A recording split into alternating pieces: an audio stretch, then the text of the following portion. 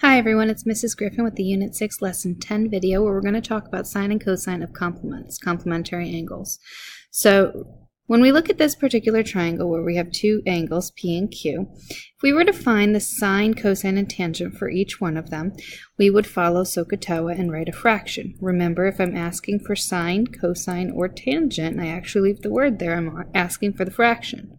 So for the first row of the column, I'm using angle P as my reference angle, which would make 4 opposite, 3 adjacent, and 5 hypotenuse. So if I wanted sine, it would be 4 over 5. If I wanted cosine, it would be 3 over 5. And if I wanted tangent, it would be 4 over 3.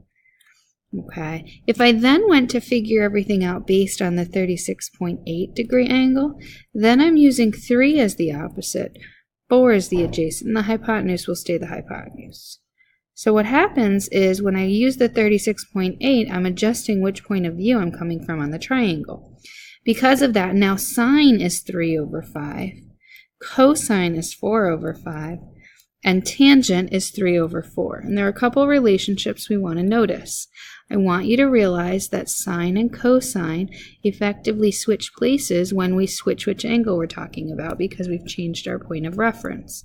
So the sine and cosine for one are directly opposite in the other angle. Also notice that these are reciprocals of one another. All of that is because when you change the angle, you're changing your opposite and adjacent. You're switching them around.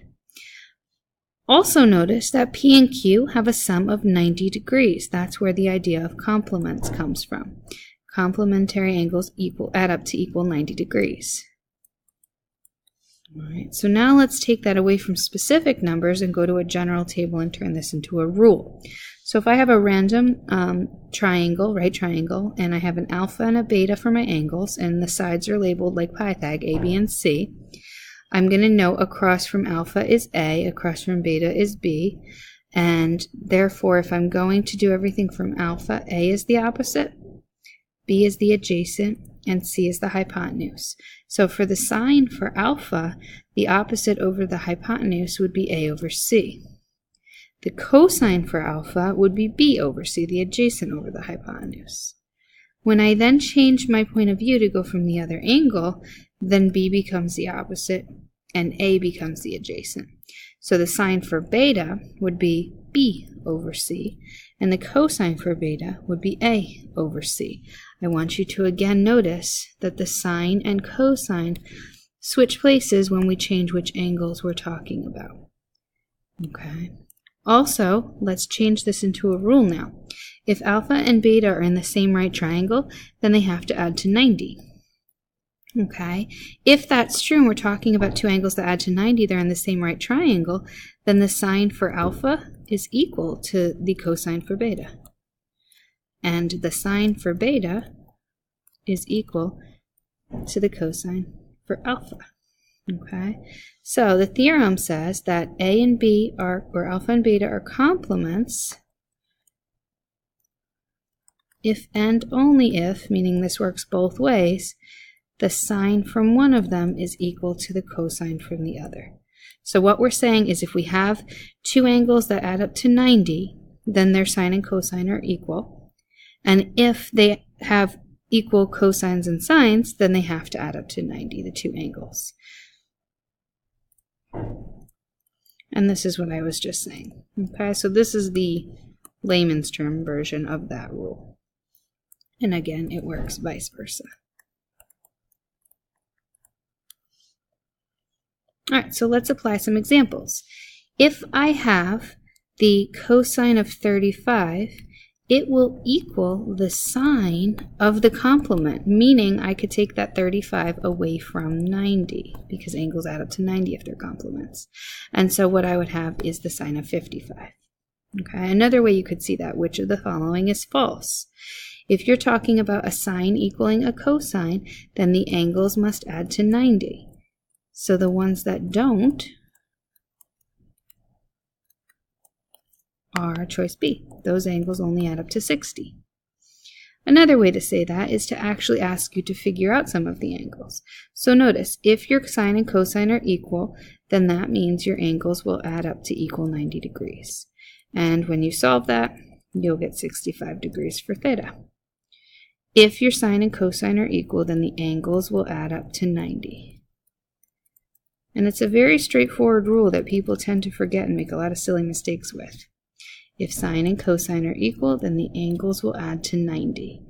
So we add them, and those are theta, not 0, so they add like a variable. So that's subtracting 10 from two sides, we're going to get 80. This theta plus theta is 2 theta. And when we divide by 2, you'll get 40. Okay, again, sine and cosine are equal, so these are going to add up to 90. And all this is basically saying is if we know that we have a sine that is equal to the cosine, then those two angles had to come from the same right triangle. And if they came from the same right triangle, then that means they have to add up to 90 degrees. Okay, now this one doesn't say it the right way. It doesn't say that cosine and sine are equal. But if I were to add theta to both sides, or sine theta rather, then I would get the cosine of 70 is equal to the sine of some angle. Since now I have that cosine and sine are equal, I now know that those angles have to add up to 90. Okay, and this can get a little bit more complicated if you look at binomials expressions. So we have sine and cosine equal. That means that these angles add up to 90, and it just becomes an equation.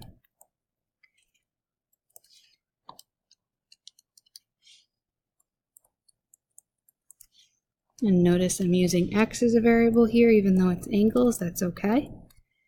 All right, and then that's your answer. So sine and cosine are equal. You just can set the angles equal to 90 degrees. Add them up. They are complements.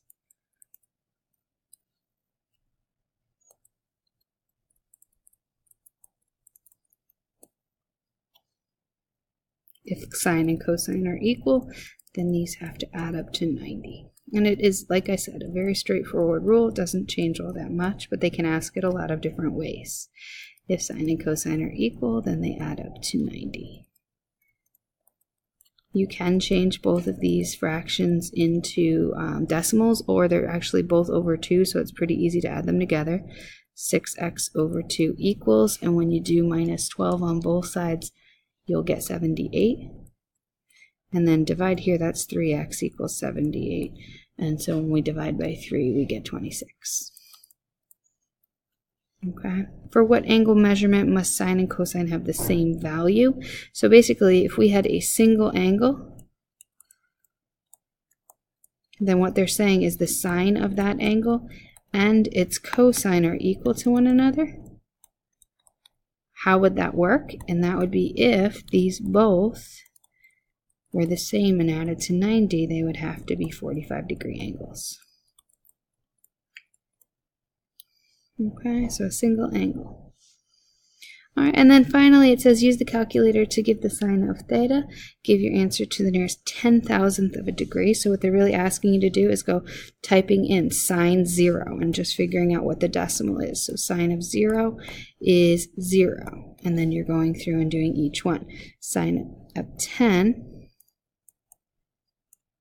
would be, okay, now I'm not in degree mode. I could tell because I got a negative answer, so I shouldn't do that. All right, so again, sine of 0 is 0. Sine of 10 is 0.1736. Sine of 20 is 0.3420. And I'm going to fill in all the rest of them. And so I've typed them all in and rounded them to 4 decimal places and got this chart. Now it says after you fill in the sine theta row, fill in the cosine theta row using this relationship between sine and cosine of complementary angles without the calculator. So basically what they're saying is, all right, if the sine of 0 is 0, the sine of 0's complement, so 90 minus 0 is 90, will also be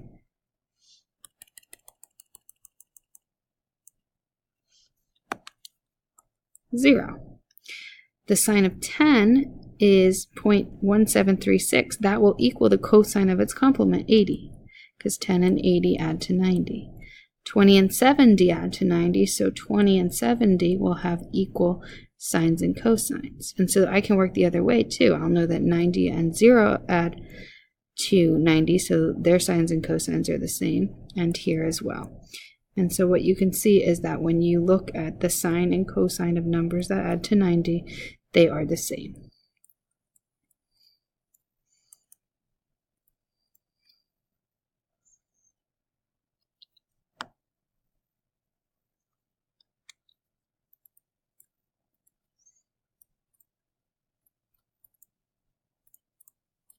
And that is the relationship between sine and cosine.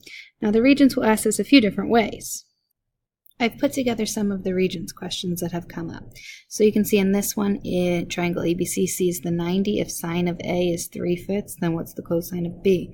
Because it's sine of A and B, and the sine and cosine, they're switched, that means that the values, the fractions, are the same. Okay, so the angles are in the same right triangle. That means they add to 90. So the sine of one will be equal to the cosine of the other. Here's another one.